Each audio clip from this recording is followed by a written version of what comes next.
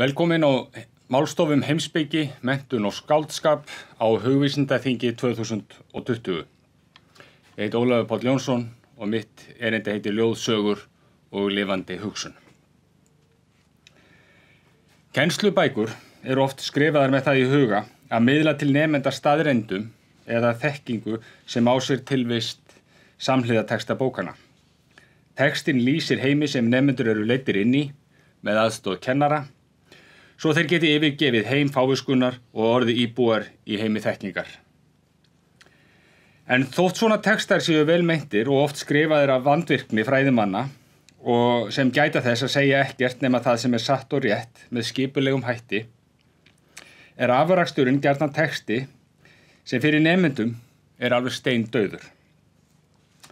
Stundum er reynt að bregðast við þessum vanda með því að tengja lesefni við reynslu nemenda eða finna því stað í hversdagsleikanum, eins og þegar kennslubóki stærðfræði fjallar launaseðla og vaxta útreikninga á húsnæðislánum. En slíkt viðbragð er misráðið, því vandinn var ekki að textið fjallaði fjarlægan veruleika, slíkur veruleiki er einmitt oft hvað mest spennandi, heldur að hann var alveg dauður. Dauður texti lifnar ekki við með því að láta hann fjalla leiðinlega hversdagslega hluti. Þessi vandi er ekki bara kennslufræðilegt viðfangsefni, heldur tengist beint heimspeki tungumálsins og hugmyndum hrifmátt skáldskapar og lista. Ludwig Wittgenstein byrjar bláu bókina á eftirfarandi spurningu: Hvað er merking orðs? Eftir ýmsar vangaveltur hvernig merking er útskýrð og hvað mætti tilgreina sem merkingu orðs breytir hann stefnu og veltir fyrir sér því hvað gefi orði eða tákni líf. Hvað ræður því að tiltekið tákn, hvort heldur orði tungumáli eða tákni stærðfræði, er lifandi en ekki bara dautt strik á blaði. Hann segir síðan: mistökin sem okkur hættir til að gera mætti orða svona: Við erum að leita að notkun táknsins, en okkur hættir til að leita að henni eins og hún væri hlutur sem á sér tilvist samhliða tákninu. Þessar vangaveltur Wittgensteins eiga sér samsvörun í umkvörtun Málfríðar Einarsdóttur þegar hún var lítil stelpa og vildi leika sér. Hún rifjar þetta upp í bókinni Samastaður í tilverunni, þegar hún segir: Úr tölum gerði ég mér einnig menn og hafði ég lært það af fullorðna fólkinu. En fáir fengust til að fara í töluleik við mig. Strákarnir voru ætíð durnaralegir og styrftnir. Það vildi ekki lifna vel yfir tölunum nema einhver fengist til að leika leikinn með mér. En bæri svo til urðu úr skjaldböku skeljatölunum ágætar kóngstætur í skrúði og margt gat gerst eins og í sögu eða ævintýri.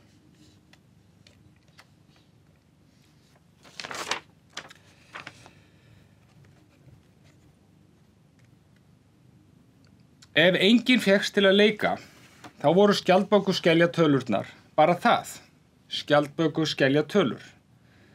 Þessar tölur sem Málfríður átti í skríni sínu, þessum tölum sem Málfríður átti í skríni sínu var eins farið og orðunum og táknunum sem Wittgenstein var að hugsa Þær báru merkinguna ekki í sér, þannig að með því einfaldlega vera til staðar birtist heimur ævintýranna. Einungis í réttu samhengi, í þessu tilviki samhengi sem krefst leikfélaga, lifnuðu tölurnar við. Til eru mýmörg dæmi kennslu sem fer alveg afvega og veldur því að skólaganga verður andlaus og leiðinleg. Stundum er talað námsleiða eða skólaleiða, en ég held að þetta sé engin sérstök tegund af leiða. Stundum er sagt að fólk sem leiðist í vinnunni sé haldið starfsleiða. Sumt fólk sem hefur verið lengi í andlausu hjónabandi er kannski haldið hjónabandsleiða og þegar verst lætur hellist yfir fólk lífsleiði. En leiðin er yfirleitt ekki annað en úthverfan á merkingarleysi tilverunar. Tilfinningu sem sækir á fólk þegar því er ætlað að stunda langan tíma vinnu sem því finnst leiðinleg og það sér ekki tilganginn með. Því eins farið og Málfríði þegar strákarnir voru durnaralegir og vildu ekki leika með henni. Henni leiðist af því að heimurinn inniheldur bara skjaldbökuskeljatölur en engar kóngstætur í skrúði. Menntun felur í sér vöxt. Þegar skólaganga snýst upp í andlausa iðju verður afraksturinn andstæða menntunar. Manneskjan vex ekki og í stað þess að stækka minnkar heimurinn. Það sem átti að lifna við sem ævintýraheimur tungumála, lífheims, himinhvolfs eða siðalögmáls verður dauður veruleiki lífvana texta. Menntun snýst að vaxa til ríkulegri tengsla við annað fólk, við náttúrulegt jafnt sem manngert umhverfi og svo auðvitað til ríkulegri tengsla við sjálfan sig. Fyrir næstum 120 árum orðaði Guðmundur Finnbogason þessa sýn á menntun á eftirfarandi hátt. Menntun hvers manns verður að metast eftir því hve hæfur hann til að lifa og starfa í mannlegu félagi. Lifa og starfa þannig að líf hans verði með hverjum degi meira virði fyrir sjálfan hann og aðra. En hvað hefur þetta með ljóð og sögur að gera? Svarið í raun sáreinfalt og ýmsir hafa haft það á reiðum höndum undanfarin 2500 ár eða svo, að minnstakosti. Ljóð og sögur hjálpa okkur að tengjast heiminum, skynja heiminn, skilja heiminn, hvort heldur hinn dauða heim sem svo kallaður eða heim sem lifandi og iðandi af fólki og öðrum lífverum. Ljóð og sögur eru reyndar mjög ólík hvað þetta varðar, eða öllu heldur, þau geta verið ólík. Ljóð geta hjálpað okkur að taka eftir einhverju einstöku, koma auga á eitthvað, skilja tilfinningu eða geðshræringu, á meðan sögur draga gjarnan fram röklegt samhengi, lýsa kringumstæðum, þar sem reynir á mannlega hæfileika, þar sem karakter sögupersóna skipta máli, dygðir þeirra og lestir. En auðvitað eru mörkin ekki skýr. Sum ljóð eru líkari sögum og sumar sögur eru eins og löng ljóð. Þótt ég haldi því fram að ljóð og sögur hjálpa okkur að tengjast heiminum, þá geri ég mér enga vonum að geta sagt með einhvers konar tæmandi hætti hvernig það gerist. Það sem ég langar að gera núna að draga fram nokkur einkenni sumra ljóða og sagna sem mér virðist að stuðli að slíkri tengslamyndun. Fyrsta atriðið sem ég langar að hafa orð á hvernig skáldskapur, hvort heldur ljóð eða sögur, eru gjarnan það sem ég kalla opnir textar. Tökum sem dæmi ljóðið Skömm eftir Fríðu Ísberg. Úti í bæ spyr fólk hvar stelpan hennar sé. Hún gefur alltaf sama svarið. Pössun. Stelpan mín í pössun. Það verið að passa hana fyrir mér. Þetta ljóð, eins og mörg önnur góðu ljóð, segir hæfilega mikið og hæfilega lítið. Það segir alveg nógu mikið til þess að lesandinn nánast finnur fyrir skömminni sem fyrsta persónan í kvæðinu burðast með. En ljóðið afgreiðir ekki viðfangsefnið, heldur eins og tilboð til lesandans að halda áfram að hugsa það og jafnvel að finna til með persóninni. Við lesturinn vakna spurningar. Hvers vegna verið að passa stelpuna fyrir móður sinni? Hvernig skildi mér líða ef ég ætti barn sem þyrfti að passa fyrir mér? Hvernig skildi mér líða ef ég ætti móður sem þyrfti að passa mig fyrir? Hvernig hvílir augnaráð fólksins út í bæ á henni? Hvernig að lifa undir slíku augnaráði?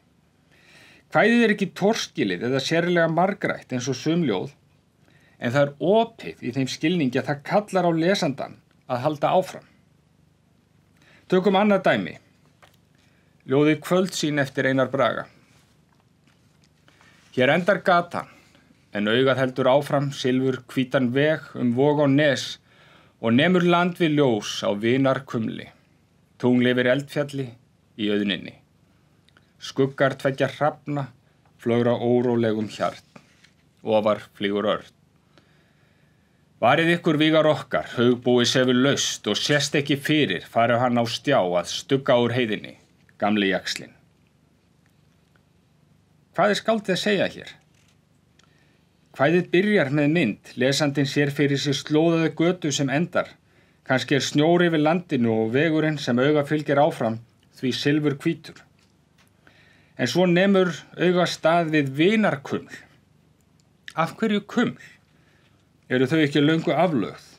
Er kumlið kannski eldfjallið? Í síðasta erindinu breytist tónninn. Hinn kyrrláta mynd og hinn ljúfi tónn breytist í hörkulega áminningu. Hvaða vígar okkar eru það sem skáldið að ávarpa og hver er þessi haugbúi, gamli jaxlinn sem sefur laust og sést ekki fyrir þegar hann fer á stjá? Spurningarnar sem vakna eru þess eðlis að þeim verður ekki svarað á einfaldan hátt og í eitt skipti fyrir öll og umfram allt verður þeim ekki svarað með því einu að skoða texta kvæðisins nánar.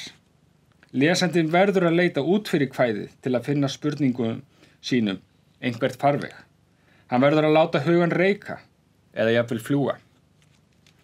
Annað sem skiptir máli frammi fyrir kvæðum eins og þessum tveimur sem ég hef tekið dæmi er að engin manneskja, hvorki kennarinn né nokkur nemandi, er einhvers konar handhafi sannleikans kvæðið.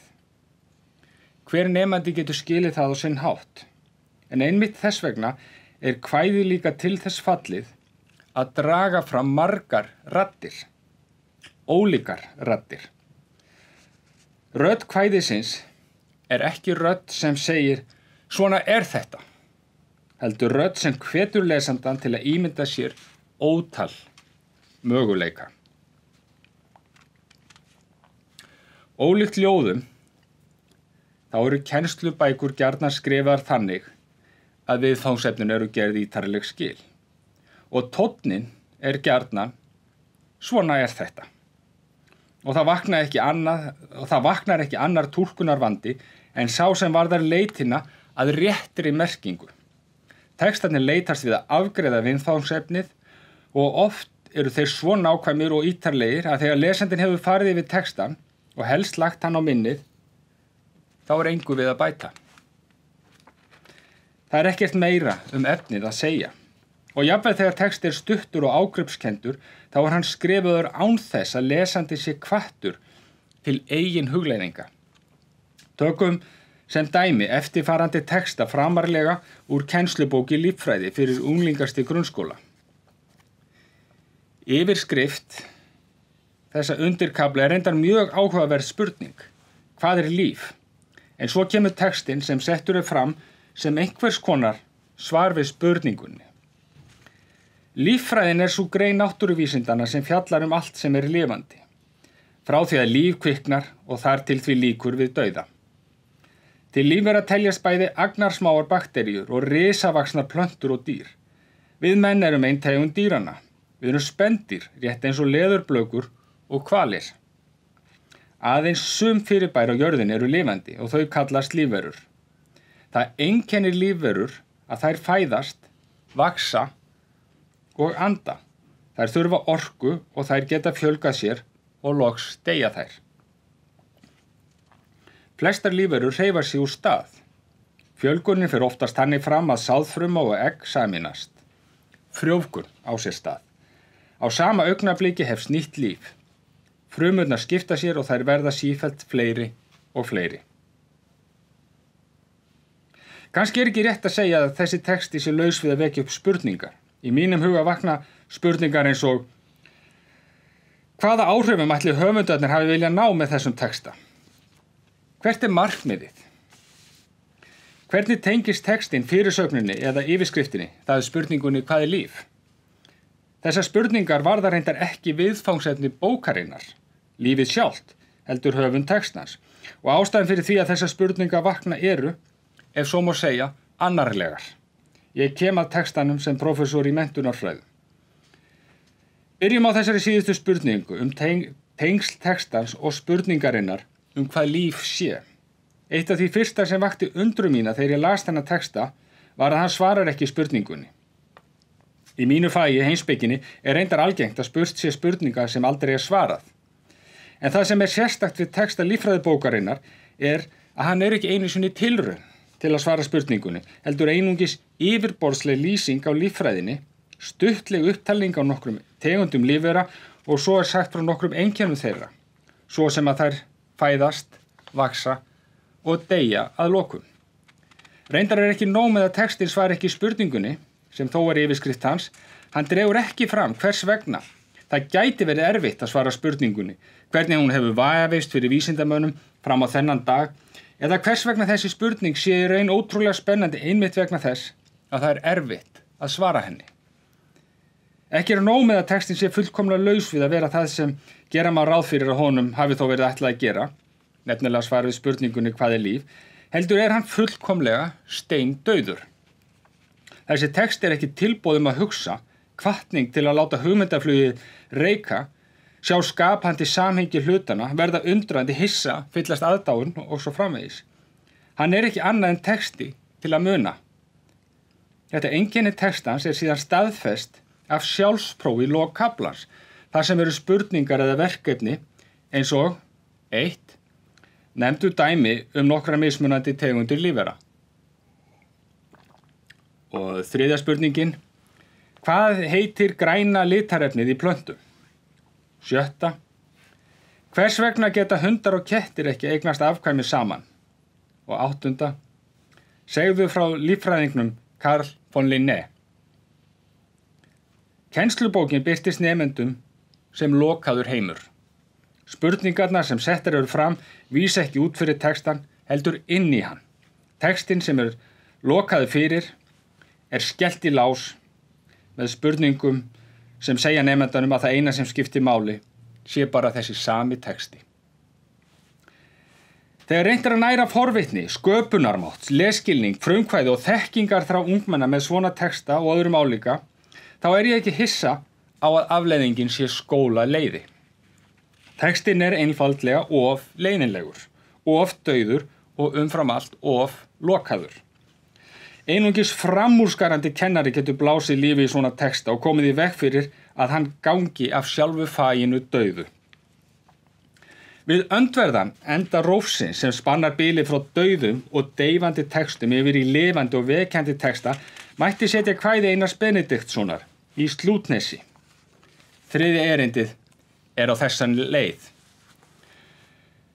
Grein og stofna renna straumar hljóðir, ég streyma þá finn minn eigin barm, ég veit að þeir kvikna víðisins arms og vítt sem þeir renna, sem sólirnar brenna.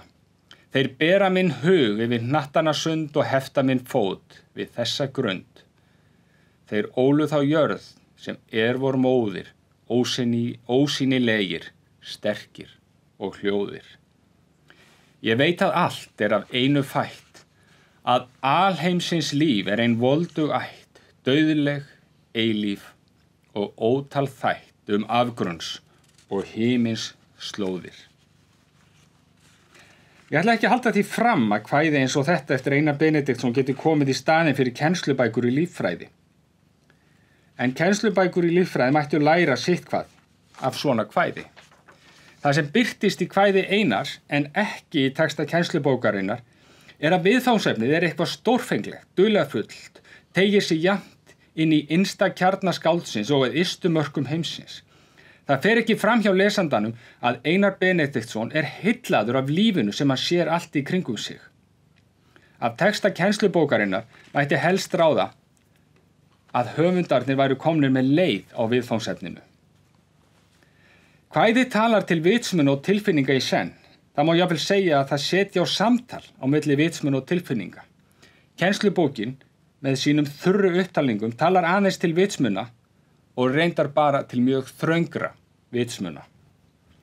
Þegar Einar segir að hann finni hvernig straumarnir sem renna hljóður stofna trjána streyma einnig hans eigin barm, þá það ekki bara vitsmunirnir, hið kognitíva sem að verki, heldur nær að segja að tilfinningalífið innblásið af vitsmunum sé að verki. Og einmitt þess vegna þessir straumar að bera hug skáldsins yfir hnattana sund og hefta þess fót við þessa grund.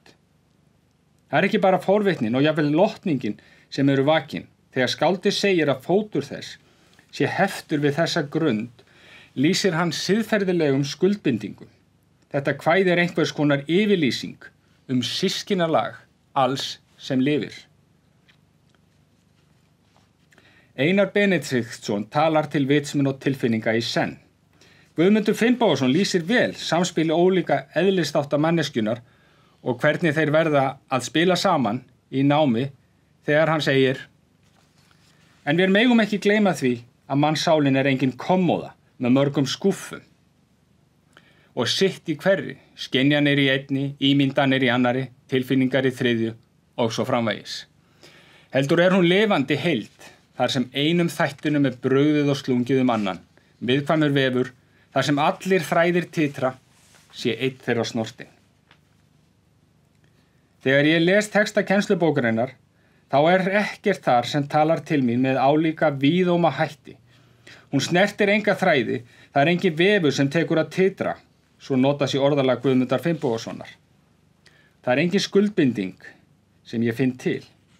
Í texta kennslubókarinnar ekkert sem talar til skynjunar og tilfinninga, ekkert sem segir mér að mér ætti ekki að vera alveg sama þetta efni, lífið, sem viðfangsefni bókarinnar. Það ekkert sem hrífur mig með. Þegar nemendum nuddað upp úr bókum sem þeim ætti að vera alveg sama eða sem fjalla efni sem þeim ætti að vera alveg sama þá ekki nema von að námsleiðin leggist yfir og lífsleiðin þar á eftir. Ef það satt sem sumir segja að Guð sé alvitur, þá myndi honum eflaust leiðast í skóla. Hann fengi aldrei að glíma við ögrandi gátur því alltaf vissi hann svarið fyrirfram. Hann gæti ekki lært eitthvað nýtt með því að takast á við erfið verkefni, því fyrir honum væri ekkert verkefni erfitt. Hann hefði heldur ekki gaman af því að fylgjast með Hercule Poirot leysa morðgátu, því hann vissi frá upphafi hver morðinginn væri, hvers vegna morðið hafi verið framið og hvernig þessum grofna belgíska spæjara tækist að lokum að upplýsa málið. Guð verður að finna gleði sína í öðru en spennunni við að takast á við hið óþekkta, pæla í margvíslegum möguleikum og láta reyna á ólíkar hugmyndir í tilraun til að komast feti nær sannleikanum. Sú manneskjulega gleði sem sprettur af því að læra eitthvað nýtt, ná tökum á einhverju, öðlast nýja færni, á sér fáviskuna, takmörk manneskjunar að forsendu. Fáviskan ekki vandamál sem þarf að uppræta, heldur eðlilegt hlutskipti manneskjunar og ein af forsendum brothættrar hamingju hennar. Sagt að þegar Isaac Newton lá banaleguna hafi eitt af því síðasta sem hann sagði verið eftirfarandi vangaveltur hvernig hann hafi komið heiminum fyrir sjónir. Ég veit ekki hvernig ég kem heiminum fyrir sjónir, en sjálfum virðist mér ég einungis hafa verið lítill drengur að leik á ströndinni. Og ég skemmti mér við að finna annars slagi sléttar steinvölur eða fallegri skel en venja var, á meðan úthaf sannleikans lá ókannað fyrir augum mér. Það sem dreif Newton áfram var fegurð heimsins og hugmyndin úthaf hins ókunna. Það var í smæðinni andspænis óravítum hins ókunna sem hann fann lífi sínu merkingu. Námsbækur sem rísa undir nafni ættu að leitast við að miðla fegurðar sín og þekkingarþrá af þessu tagi. Aristóteles sagði að þekkingarþráin væri okkur í blóð borin, en ef þessi þrá ekki nærð, þá munu vísindin líða undir lok. Og ef ekki hlúðað fegurðarþránni, sem okkur líka í blóð borin, þá verða heldur engin vísindi. Og þá verður þessi heimur líka skelfing dauflegur. Ég minntist í upphafi á vangaveltur Wittgensteins úr bláu bókinni, hvað gefi tákni líf. Hann sagði að líftákns lægi notkun þess. Kannski mætti segja að sú notkun sem líklegust til að gefa texta í kennslubók líf sé að hún gefi hugmyndarflugi og þekkingarþrá nemenda byr í seglin svo þeir geti lagt upp frá strönd hins þekkta út á hið ókunna úthaf sannleikans. Takk fyrir. Komiði sæl. Ég heiti Atli Harðarsson og erindi mitt nefnist sem allra mest af þokkafullum ilmi og það hefur undirtitilinn Ljóðið íþaka eftir Konstantínos Pjakavafis lesið sem hugleiðing menntamál. Konstantínos Pjakavafis fæddist árið 1863 og lést 1933. Hann bjó lengst af í Alexandríu í Egyptalandi, en þar í borg var allstór grískumælandi minnihluti á 19. öld og borgin var menningarsamfélag margra þjóða. Kavafis jafnan talinn einn helsti brautryðjandi nútímalegra ljóðlistar meðal Grikkja. Safn ljóða hans, sem gefið var út árið 1935, hefur haft talsverð áhrif á skáldskap seinni tíma víða heim. Þau 154 ljóð sem Kavafis sendi frá sér ævina mynda heild. Þau gefa hvert öðru merkingu. Hugsanir sem eru orðaðar stuttlega í einu ljóði eru skýrðar nánar í öðrum. Og stór hluti þessara hugsana varða kosti fólks á að menntast. Hvort við getum öðlast visku eða hvort við hljótum alltaf að verða ginningarfífl og ráðviltir leiksoppar afla sem við skiljum ekki. Spurningin menntun sem Kavafis leggur fyrir lesendur sína ef til vill lík spurningu sem Bertrand Russell spurði í inngangi að bók sinni sögu vestrænnar heimspeki.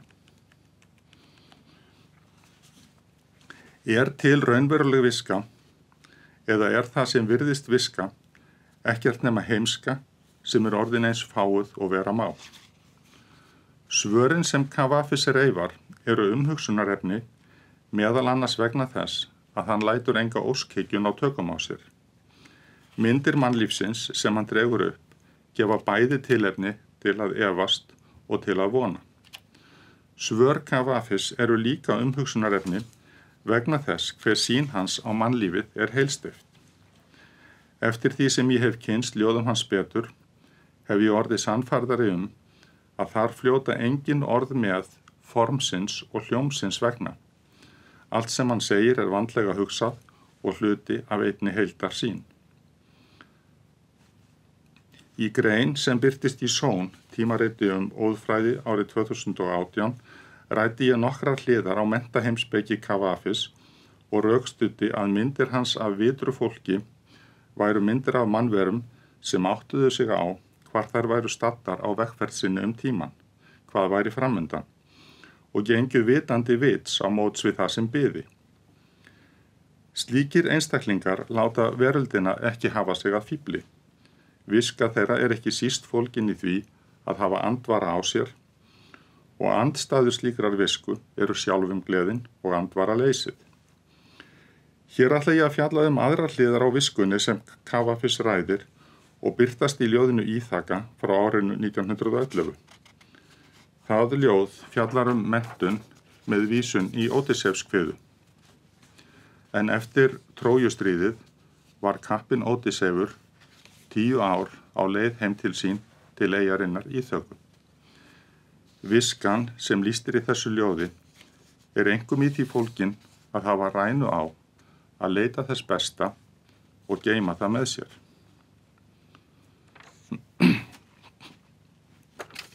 Íþaka. Þegar þú heldur af stað til Íþöku, skaltu óska þess að ferðin verði löng, lærdómsrík og full af ævintýrum. Óttastu ekki kíglópa og ekki lestrikóna og ekki heldur reiðan sjávarguð, ef hugur þinn dvelur við háleit efni, ef hold þitt og andi eru snortin því besta, þá verða slíkir ekki á vegi þínum. Þú hittir ekki kíglópa og ekki lestrikóna og ekki heldur trylltan sjávarguð, nema þú berir þá sjálfur í eigin sál, nema sál þín reisi þá upp á móti þér. Óska þess að ferðin verði löng, að marga sumarmorgna komir þú með unaði og gleði í ókunnar hafnir, að í kaupstöðum fönikíumanna staldrir þú við og eignist ágæta gripi, perlumóðurskeljar, kóralla, svartvið og raf og þokkafullan ilm af öllum gerðum, sem allra mest af þokkafullum ilmi. Að í borgum Egypta komir þú víða og nemir, já nemir af þeim lærðu. Hafðu Íþöku ávallt í huga, að komast þangað þitt loka takmark. Gættu þess samt að herða ekki á ferðinni.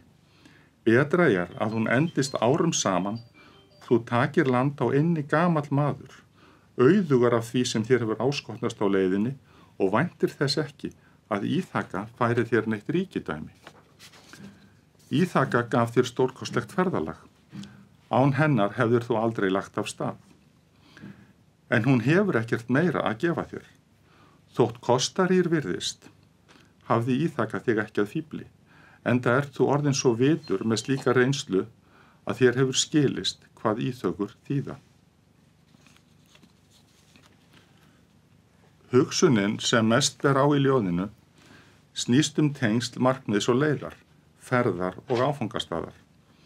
Það hefst á orðunum: þegar þú heldur af stað til íþöku, skaltu óska þess að ferðin verði löng.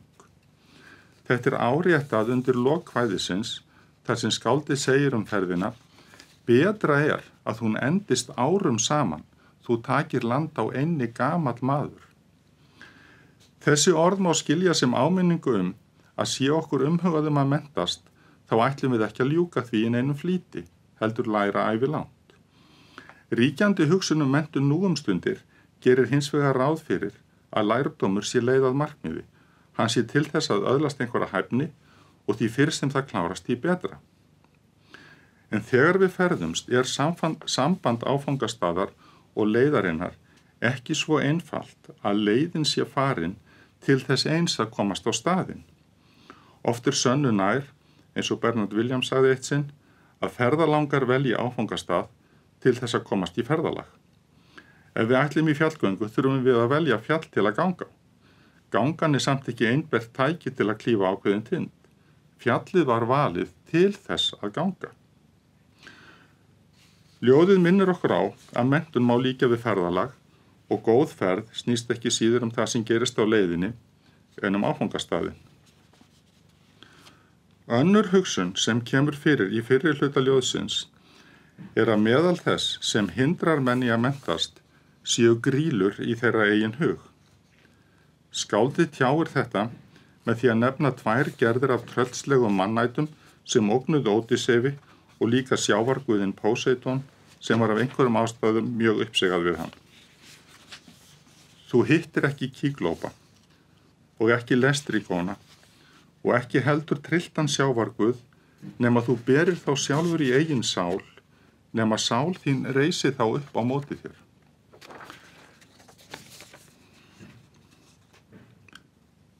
Þriðja atriðið sem ég ætla að tæpa á í fljótheitum er að Kavafis minnir okkur á að taka því óþekkta fagnandi og koma með unaði og gleði í ókunnar hafnir. Og 4. atriðið sem vert að nefna er að kvæðið mælir með því að menn afli sér reynslu og læri af öðru fólki, en ráðleikur líka að gæta þess að láta hugan dvelja við háleit efni, að holdið og andinn séu snortin því besta.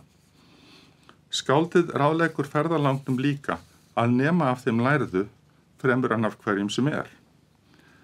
Þetta er í anda þess sem Kavafis segir í fleiri kvæðum mikilvægi þess að hafa andvara á sér og láta það auvirðilega ekki stjórna lífi sínu. Við getum tekið sem dæmi ljóðið Eins og þú getur frá árinu 1913. Eins og þú getur.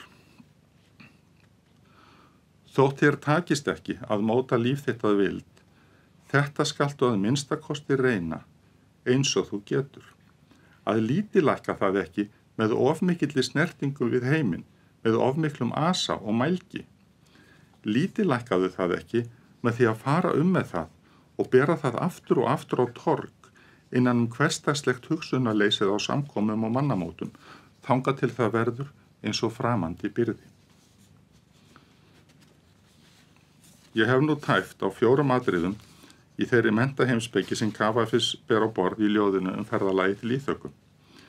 5. atriðið virðist ef til vill torskildara en þessi 4, en mig grunar að það sé samt lykill að því að skilja hinn rétt. Þetta 5. atriði er tvítekið í miðju ljóðsins, þar sem ferðalangnum er ráðlagt að eignast þokkafullan ilm af öllum gerðum, sem allra mest af þokkafullum ilmi. Ég skil þetta svo að viðmælanda sé ráðlagt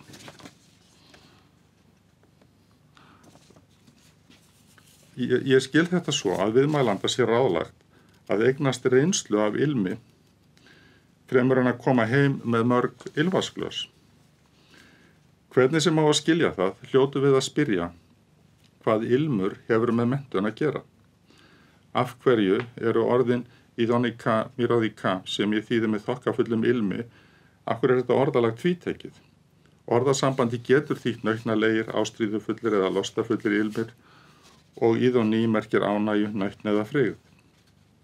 Þessar línur kallast á við erotísk ljóð Kavafis. Í mörgum þeirra fjallar hann samkynhneigð sína með opinskári hætti en algengt var að skáld gerði fyrir 100 árum. Ef til vill það vegna bersöglinnar að hugsun Kavafis menntun og þroska hefur ekki verið sýnd sú virðing sem henni ber, ekki tekin kannski nógu alvarlega. Menn hafa séð hann sem fulltrúa einhvers konar siðspillingar fremur en siðmenningar.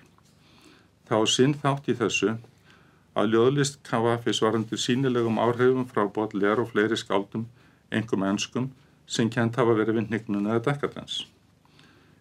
Kavafis svaraði aðdróttunum af þessu tagi með því að tengja kynhneigð sína grískum menningararfi. Hann tók á sinn hátt upp gamlan þráð frá Platóni, þar sem holdleg girnd var leið til þroska og hann gaf jafnvel til kynna að tilveran hefði leitt sig þessa leið þótt hann hefði fyrst í stað streyst á móti. Þetta birtist til dæmis í ljóðinu Skilningur frá árinu 1918. Skilningur.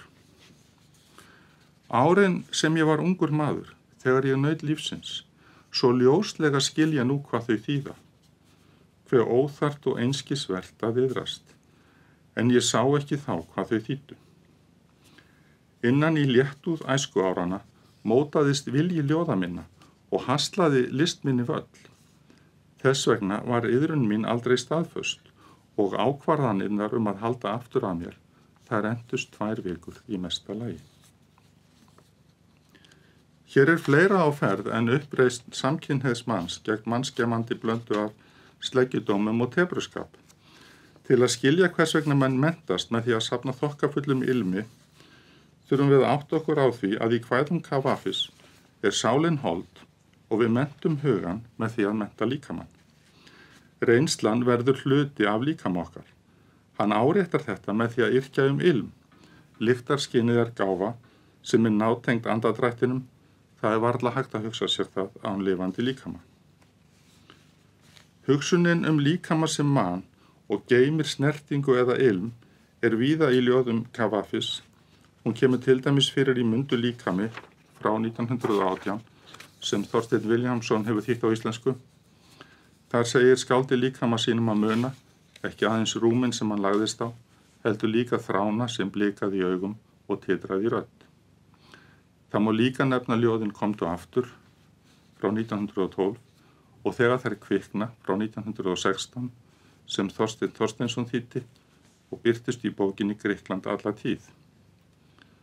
Enn eitt dæmi ljóði frá klukkan 9 sem Kavafis birti 1918. Frá klukkan 9. 12:30. Tíminn hefur liðið hratt. Frá klukkan 9 þegar ég kveikti á lampanum og settist. Hér hef ég setið án þess að lesa og án þess að segja neitt. Við hverja ætti ég að tala? Ég aleinn í þessu húsi. Frá klukkan 9 þegar ég kveikti á lampanum hefur myndin af líkama æsku minnar komið að finna mig og vakið minningar lokuð herbergi sem ilmuðu og unað fyrri tíma, unað svo djarfan. Og hún setti mér líka aftur fyrir sjónir stræti sem nú óþekkjanleg og staði fulla með iðandi næturlíf sem nú hafa lokað, leikhús og kaffistofur sem eitt sinn voru. Myndin af líkama æsku minnar kom og hún færði mér einnig harma, sorg sem fjölskyldan varð fyrir aðskilnað, hvernig mínir nánustu fundu til og þeir dánu sem svo lítils og metnir. 12:30, hvað tíminn líður. 12:30, hvað árin líða. Hér það líkami æskunnar sem geymir snertinguna við heiminn og það skiptir máli hverju líkaminn var snortinn og hvernig hann varðveitti snertinguna. Og við getum velt því fyrir okkur hvort að þetta satt sem Kavafis segir. Skiptir þetta sem hann talar raunverulegu máli? Menntun manns að einhverju leyti fólgin í því að vera snortin því besta og að líkaminn geymi það með sér. Skiptir það til að mynda máli að eiga í nösum sínum ilm af lyngheiðum eða húð í sólskini, eiga í höndum sér minningu um mold og steina, kannski jafnvel ást og hlýju, ef maður hefur einhver tíma boðið köldum fingrum báða lófa sína. Við getum kannski næstum því skilið þetta, en til að skilja það vel þurfum við ef til vill að læra að hugsa öðruvísu menntun en oftast gert nú stundir. Hugsa hnoss sem skynjunin eignast, fjársjóði sem hjartað geymir og hvernig kjörin setja á mannin mark. Ekki aðeins hvað menn vita, kunna og geta eða þekkingu þeirra leikni og hæfni. Ég segi þetta því mig grunar að Kavafis geti hjálpað okkur að læra að hugsa betur menntun en við gerum hjálparlaust. Ég þakka fyrir. Já, góðan daginn. Ég heiti Jón Ásgeir Kalmansson og ég nefni mitt erindi mikilvægi athyglinnar í heimspeki, menntun og bókmenntum í ljósi hugsunar franska heimspekingsins Simone Weil.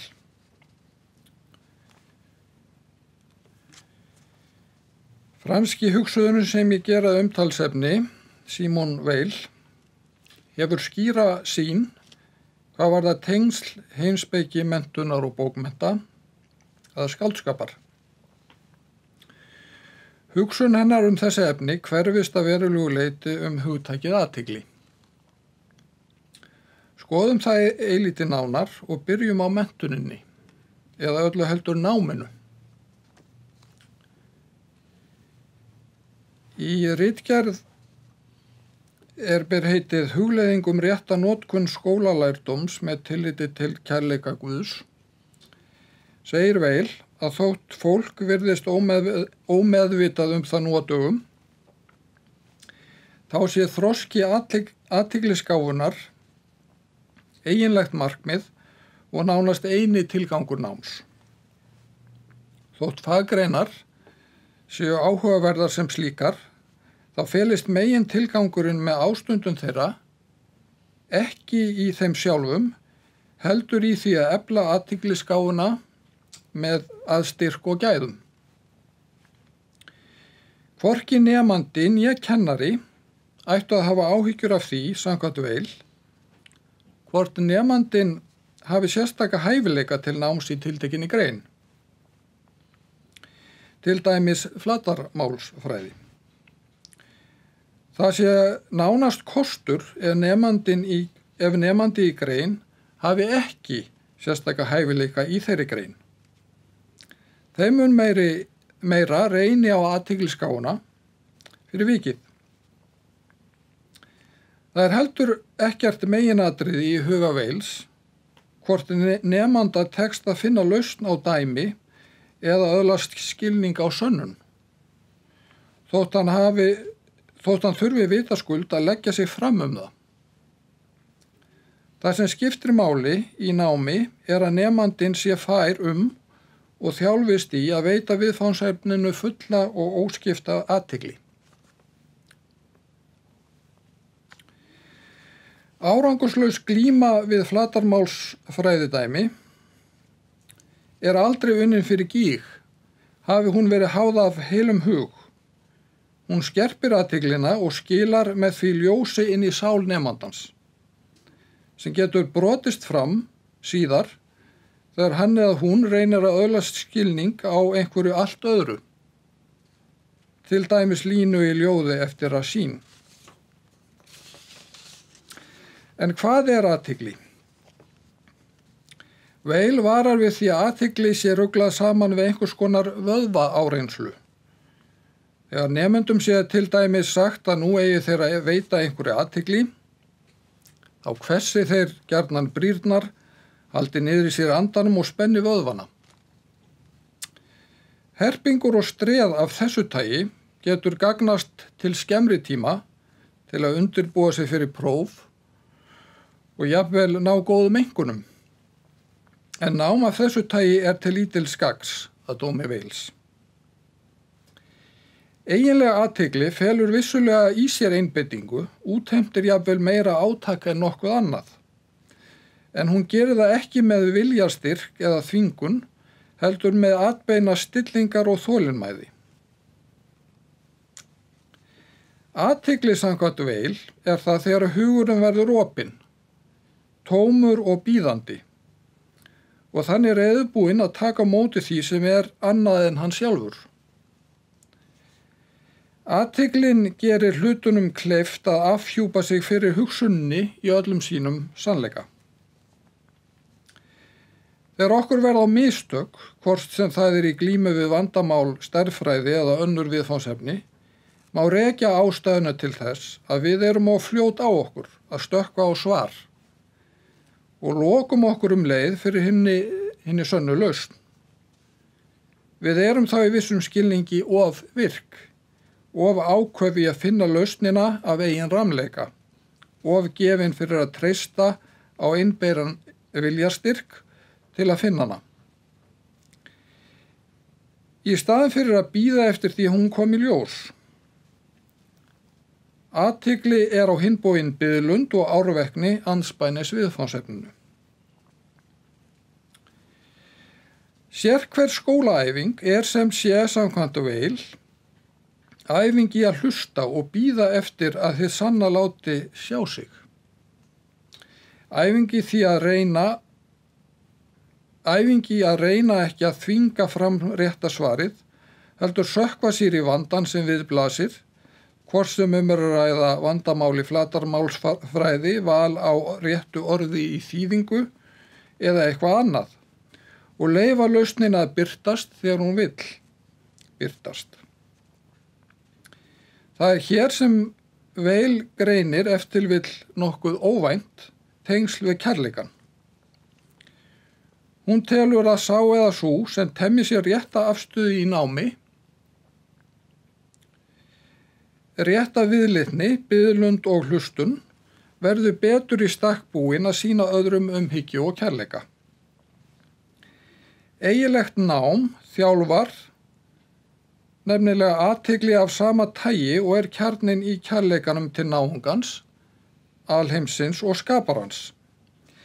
Í öllum þessum tilvikum reynir á getu manneskjunnar til að hlusta og hlýða, leyfa lausninni, persónunni eða sjálfum alheiminum að birtast og viðurkenna tilvist þeirra með sama hætti og hennar eigin tilvist.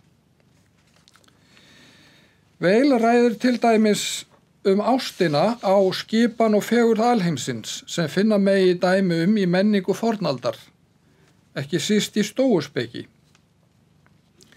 Ástin á fegurð alheimsins gat gætt líf fólks á þeim tíma undursamlegu ljóðrænu gildi. Hún fól í sér sérstakt næmi eða skinnbragð á gjörvallan heiminn, sem fólst ekki síst í því að líta ekki lengur á sjálfan sig sem miðju alheimsins, eins og menn hafa stundum tilhneigingu til að gera. Heldur sjá alla hluti sem miðju og hina sönnu miðju utan heimsins. Með sama hætti er athyglin kjarni kærleikans til náungans, ekki síst þeirra sem standa af einhverjum ástæðum höllum fæti. Weil segir til dæmis: kærleikurinn til náunga okkar, er í ítrasta skilningi einfaldlega það að geta sagt við hann hvað ert að gangi gegnum. Hann er viðurkenning á því að hinn þjáði er til, ekki bara sem stak í safni eða dæmi félagslegan hóp, heldur félagslegan hóp sem nefndur er fátækir, heldur sem manneskja alveg eins og við. Þessi háttur á að sjá hann er umfram allt athugul. Sálin tæmir sig á öllu sem henni sjálfri viðkemur til þess að taka inn í sig manneskjuna sem hún horfir á, eins og hún er í öllum sínum sannleika. Aðeins sá sem er fær athygli getur gert þetta. Það er ekki algengt nú til dags að almennt nám sé sett í samhengi við náungakærleik og við samband okkar við okkar minnstu bræður og systur með þeim hætti sem Weil gerir í umrættri ritgerð.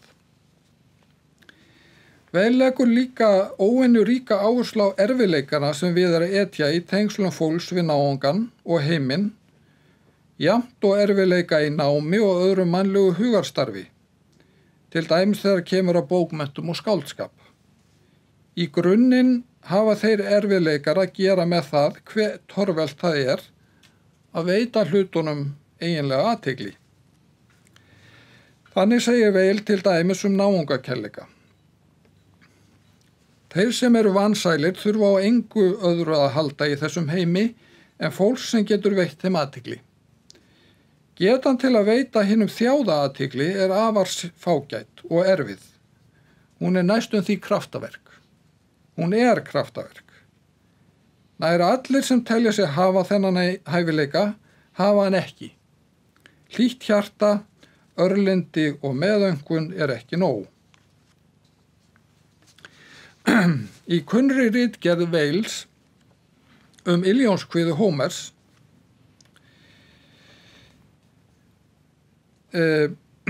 segir hún sömuleiðis að kviðan sé kraftaverk vegna þess hver staðfestlega þar er horfst í augu við mannleg örlög, við það hvernig mannsandinn er bundinn og beygður af lögmálum efnisins og hvernig mannfólkið er knúið áfram á afli sem það hefur enga stjórn á og lítið innsæi í. Iljónskviða afhjúpar með öðrum orðum veruleika sem fáir dirfast að viðurkenna. Weil setur kviðun í flokk með einungis fáeinum öðrum verkum í bókmenntasögunni sem ná að veita raunverulegum aðstæðum mannanna hreina og óhvíkulega athygli. Mælikvarðar Weils á bókmenntaverk eru því strangir, ekki síður en mælikvarðar hennar á náungakærleik. Og fá þau skáldin sem að hennardómi ná að sýna okkur án allrar blekkingar og draumara hverja raunverulegar aðstæður okkar eru. En þótt athygli á veruleikanum sé kraftaverk, er hún að engu að síður að dómi Weils í grunninn það sem nemendur þjálfa, þegar þeir gleyma sjálfum sér í glímu við stærðfræðigátu eða við að tileinka sér nýtt tungumál. Eina andrá að minnsta kosti afnema þeir sjálfa sig sem miðju alheimsins og leyfa einhverju annari miðju af þeim óteljandi alheimsmiðjum sem fyrirfinnast að fanga huga sinn og snerta líf sitt. Ég staldra við eitt atriði sem mér virðist geta varpa ljósi á hugmyndir Weils athyglina. Það virðist skyldleiki með hugmyndum Weils athyglina og því sem sumir heimspekingar hafa nefnt gestalthugsun eða skynheildarhugsun, það sem kallað á ensku gestalt comprehension. Gestalthugsun vísar til þess þegar við berum kennsl á fyrirbæri, oft í einni svipan, sem eina óróa heild og sem eitthvað meira en aðeins summa þeirra þáttar sem fyrirbæri samanstendur af. Algengt dæmi slíka hugsun eða skilning er þegar við þekkjum lag eða laglínu. Við berum ekki fyrst kennsl á einstakar nótur eða tóna og byggjum þannig upp skilning á laglínu, heldur berum við strax kennsl á laglínuna sem eina heild. Sömu sögur að segja hæfileika okkar til að þekkja andlit. Við skynjum andlit eða svip sem heild og í einni svipan. Þótt hæfileiki okkar til að skynja og skilja slík svipmót og heildir sé ekki óskeikull, þá kæmust við illa af án hans. Hvað bendir til þess að Weil hafi gestalthugsun í huga þegar hún ræður athyglina og mikilvægi hennar? Í einni ritgerða sinna kærleikan segir Weil að þegar við sleppum tökum á ímyndaðri stöðu okkar sem miðja alheimsins, þá eigi sér stað alger umbreyting í sálinni, sem hún lýsir svo. Umbreyting á sér stað í kjarnanæmleika okkar, í skynjun okkar og innra lífi. Það er umbreyting sambærileg þeirri sem á sér stað á vegi í kvöldhúminu. Þegar við í einni svipan greinum sem tré þar sem við höfðum fyrst séð sem lotinn mann. Eða þegar við skyndilega greinum sem skrjáf í laufi þar sem við í fyrstu héldum að væri hvíslandi raddir. Við sjáum sömu liti, við heyrum sömu hljóð, en ekki á sama hátt.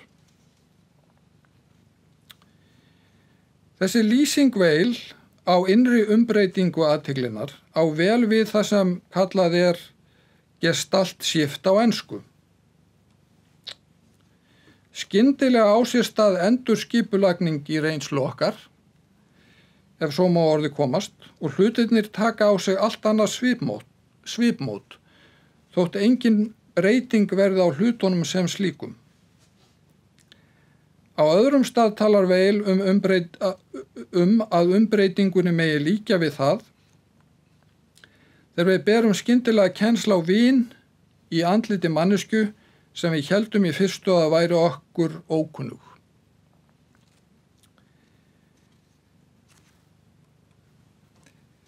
Það er einnig skyldleiki með umbreytingunni sem Weil lýsir og áhrifum öflugra myndhverfinga á hugsun okkar. Góðar myndhverfingar umbylta sýn okkar eru gestalt shifts sem endurnýja sýn okkar á heiminn án þess að breyta einstökum þáttum hans að nokkru leyti. Hér þyrfti að segja mun fleira athygli annars vegar og gestalt skilning hins vegar. Mér virðist á hinn bóginn að það geti dýpkað skilning okkar á athyglinni að tengja hana við gestalthugsun. Þetta á ekki síst við þau tengsl athygli við biðlund og hlustun sem getið var hér á undan. Að sjá lausn og öðlast skilning er oft spurningum að bíða þar til rétt form eða svipmót viðfangsefnisins birtist. Á meðan hinn greinandi analítíski skilningur getur skref af skrefi brotið hlutina til mergjar, greint ólíka þætti þeirra og rannsakað hvern og einn þátt af aðferðafræðilegri nákvæmni og iðjusemi, virðist það sama ekki alveg eiga við gestalthugsun. Þegar hún er annars vegar, virðist engin skipuleg aðferðafræði getað með áræðilegum hætti kallað fram skilning. Eina ráðið er að þjálfa getuna til að sökkva sér í einhver efni með óskiptri eftirtekt, bíða svo eftir að nýtt svipmót, form eða mynd, brjótist fram líkt og sól undan skýjum.